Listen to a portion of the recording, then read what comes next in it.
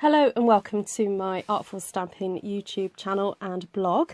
Today it's the Stampin' Sunday blog hop and we're going to be focusing on creating backgrounds either using inks or the new sprinkles.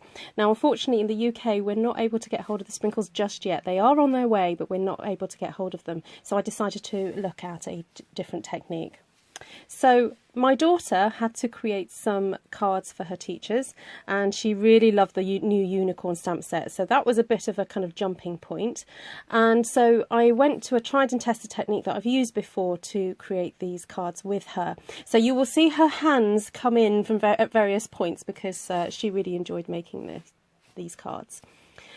So as you can see that I've got laid down here on my grid paper the silicone mat that Stampin' Up sell, and it's this little kind of 6x6 size silicone mat, and I used the various ink pads that I wanted to and just laid the colour down and then spritzed the colour with water. And I did that quite a lot so that you can see that the water really, it was quite a saturated mat with the water. Then I tried a technique and I would say it didn't work, but I've kept it in the video so that you could see. I got my white watercolour pencils from Stampin' Up and tried to scrape some onto the mat before getting the ink onto the paper, and it just didn't work. So here my daughter is scraping some purple pencil onto the very wet cardstock. Now incidentally I'm using the shimmer white cardstock here. I'm not using the standard whisper white or very vanilla. I'm using the shimmer white. I find that that is a little bit more sturdier and it seems to handle water much better, and it doesn't, the colour doesn't saturate in immediately. It kind of sits on the surface and you've got a bit of time to play with moving colour around. So from that first inking, that rainbow inking of colour, all I did was I kept spritzing the mat and we did 4 impressions, as you can see here. And to each one my daughter just added some of that purple pencil. And the technique is so easy. You basically get like either a knife, or we just use the paper snips that Stampin' Up sell, and open them up and just scraped the end of the nib of the pencil and just created almost that kind of faux brusho technique or a faux sprinkles technique, which has just brought an extra layer of texture to the background. So then we decided to have a go, rather than doing a rainbow effect, we went for more of an not ombre, but kind of colours that work together in the colour family. So we went for these oranges and pinks and yellows, and we did exactly the same thing again where we laid the ink down. This time we didn't do it in stripes though. We just sort of kind of did one in one corner, one in the other, and went from there, because when you spray the water on, that helps to move the colour, and if you feel that you need to sort of get rid of a harsh line from the ink pad, you can kind of spray it at a bit of an angle and push that fluid across the silicone mat. Again, we were able to get, I think, 4 impressions from that one inking. So it's really good value for money because you're just using your ink pad that you've already got your inks on and using that with some water to create these lovely, very just different backgrounds. So I sprayed some more water on them just to kind of re-moisten them, ready for my daughter to scrape some, I think it was like oranges and reds, and I think at one point maybe even a little bit of rich raspberry onto our very wet shimmer white card.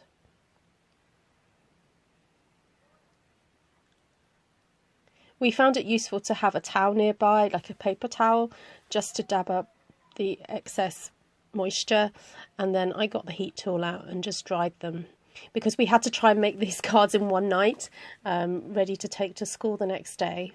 So we got on and got them dried. Then here I used the Stamparatus. I got my daughter to lay out where she wanted the stamps, and we basically did quite a few the same. We stamped up with the black Memento ink, and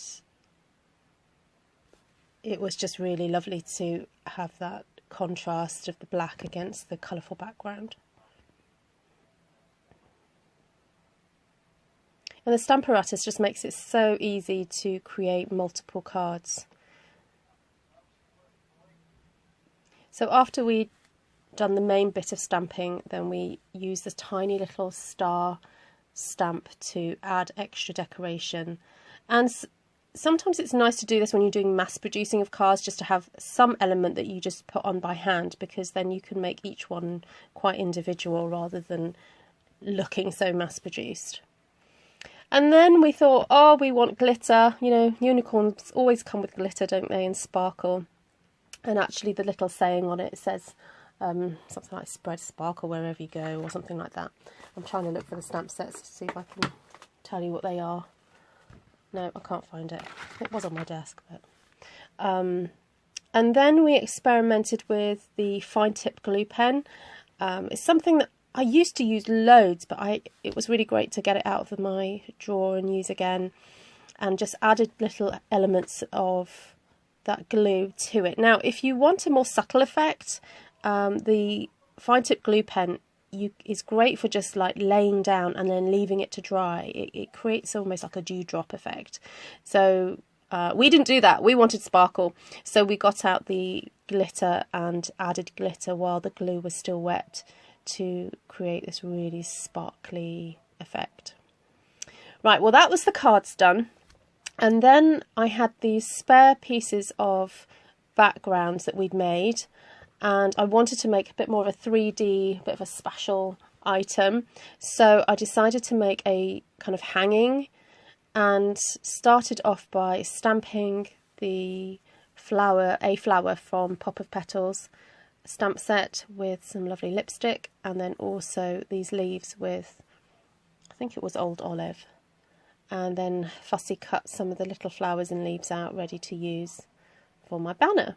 And of course it has a matching punch, the Pop of Petals, so it's really easy to get those flowers cut out. And I liked stamping onto this kind of mottled background because it meant that each flower was slightly different. Yeah, it was just really lovely to use up those backgrounds. And those were like the third and fourth, I think the fourth impression, or third or fourth impressions. So you know, whereas normally you might think, oh, well, that's kind of the dregs of the pile. Actually, it was really lovely to make use of those backgrounds and make them really work.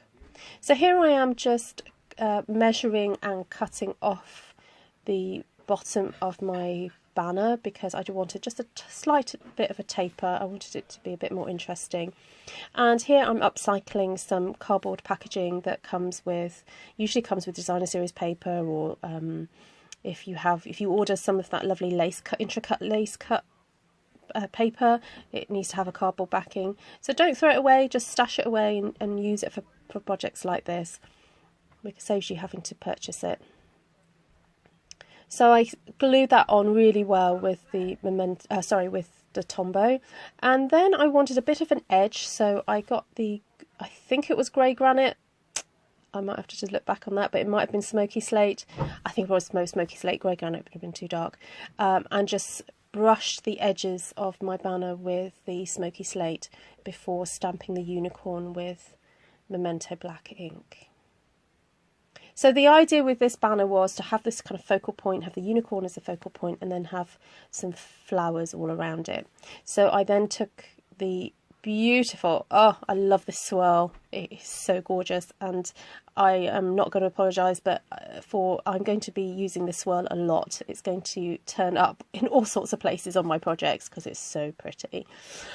Then mixed in some of the foliage and leaves from the Pop of Petals stamp set, and I just wanted to create a bit of a backdrop of leaves onto which I was going to put my flowers. So you know, if you kind of create a background like this, you know, yes, most of it is going to get covered up, but actually it's worth doing just to create that background that looks nice behind a flower.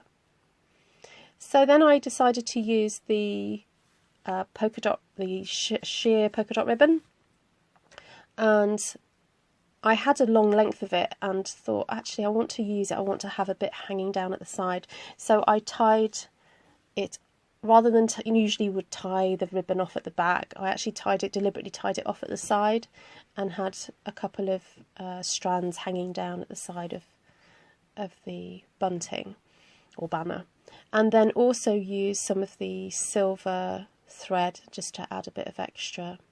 I then grabbed these gems, and initially I put the gems everywhere, and then thought, actually no, I don't want the gems everywhere, I'm just going to stick it just at the unicorn head to kind of make you focus in on that. So this was definitely a case where less is more, which is not usually the case for me. And then here is the the Wink of Stella. Of course, you can always rely on Wink of Stella for a bit of glitz and a little bit of glimmer and whatever, just to finish it off. So here are all the lovely cards with the sparkles, and I think all May's teachers love them. She then wrote little messages to them all, and that was really great. And here is the banner. So do go to my blog to check out all the lovely photos, and to also join in with the blog hop to see what everyone else has made. Lovely to see you all. Take care for now, and hope you have a great day. Bye.